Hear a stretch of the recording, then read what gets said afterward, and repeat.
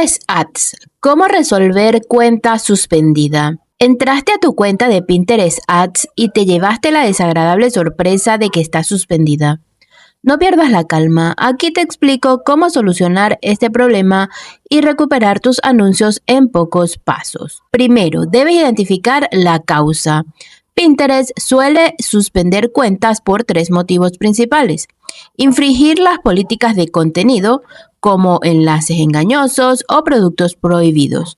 Un problema con el método de pago. Puede ser que la tarjeta haya sido rechazada o actividad inusual de inicio de sesión. El segundo paso, debes entrar al centro de ayuda.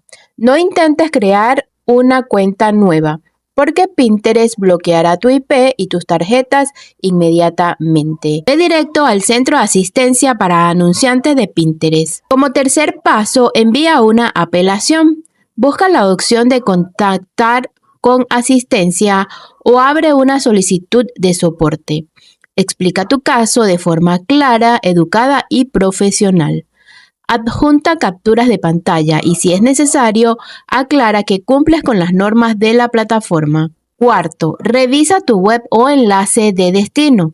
Si te suspendieron por el enlace que promocionabas, asegúrate de que tu sitio web tenga una política de privacidad visible, que funcione correctamente y que no tenga redirecciones sospechosas. Si el sitio está roto, Pinterest jamás te lo devolverá. Ojo con el tiempo. Las respuestas de soporte pueden tardar entre 24 y 72 horas hábiles, así que revisa siempre tu correo electrónico, incluyendo la bandeja de spam. Si este tutorial te ayudó a salvar tus campañas, dale me gusta, suscríbete para más guías de marketing digital y dime en los comentarios por qué motivo crees que suspendieron tu cuenta.